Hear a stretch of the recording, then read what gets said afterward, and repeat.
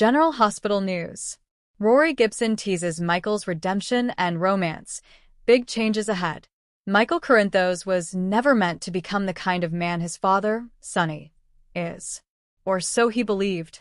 For years, Michael fought against the darkness inside him, the legacy of betrayal, power, and control that came with the Corinthos name. But after Willow's near-death experience, the Nina betrayal, and the mental toll of keeping his family together, Michael cracked.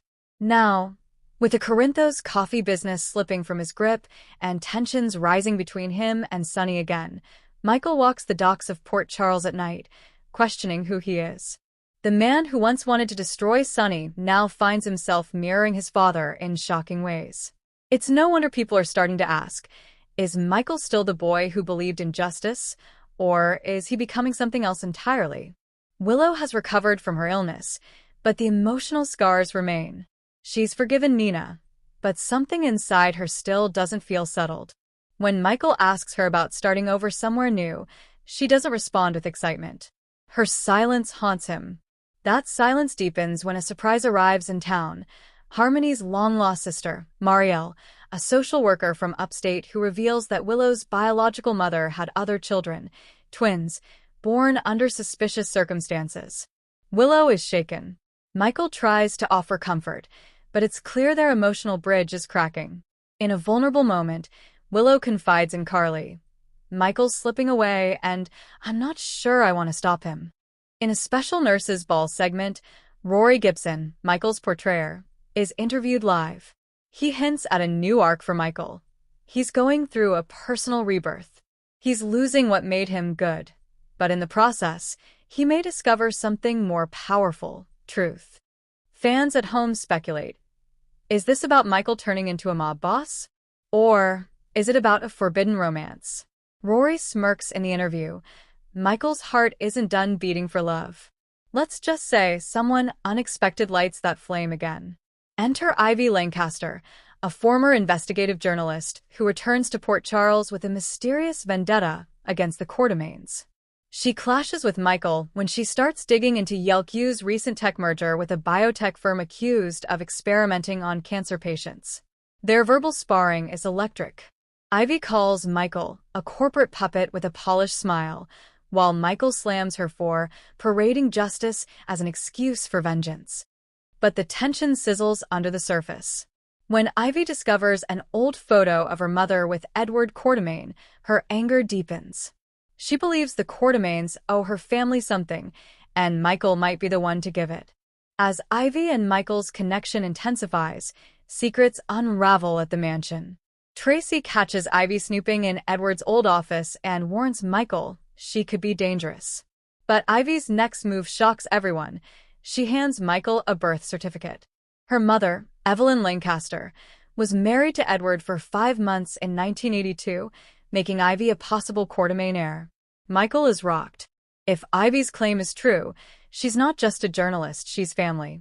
Monica, furious at the idea, demands a DNA test. Ned fears Ivy will go after Yelku shares. But Michael? He's torn. Because despite the chaos, Ivy makes him feel alive in a way Willow hasn't in months. At the Metro Court Poolside Gala, hosted by Maxie and Brooklyn, Michael and Ivy share a dance that turns into a kiss. Cameras catch it, and the next morning, headlines read, Quartermaine Scandal, Michael's Forbidden Fling. Willow sees the footage and confronts Michael. Is this who you are now? She demands. A man who cheats in plain sight. Michael doesn't apologize. You left a long time ago, Willow. You just didn't walk out the door. Their breakup is quiet, cold, and final. But Ivy? She's conflicted. She never wanted to be the reason a family broke apart. Yet her feelings for Michael are undeniable. Still, a shadow lingers. Someone's been following Ivy, watching her, and they aren't happy about her closeness to the Corinthos family. One evening, as Michael walks Ivy home, gunshots ring out. Michael pushes Ivy to the ground, just in time to be grazed in the arm. Dante and Chase investigate, but the message is clear. Someone wants Michael silenced. Sonny confronts Michael. You're being watched because you're acting like me. Is that what you want? Blood on your hands. Michael's fury explodes. You don't get to lecture me. You made me this way. Meanwhile, Ivy confronts her stalker, Julian Novak, her ex-fiancé with mob ties. He warns her, the deeper you fall for Michael Corinthos, the closer you come to dying. Haunted by near-death, betrayal, and love's chaos, Michael makes a bold decision. He resigns from YLQ and sells off his shares, donating a large portion to a foundation for abused children. He tells Carly, I'm done being who everyone wants me to be. Instead, he opens a crisis center in honor of Morgan and builds a coalition with TJ, Elizabeth, and Alexis to fight corruption in healthcare, especially the firms Ivy exposed. He also goes public with his relationship with Ivy, but on their terms.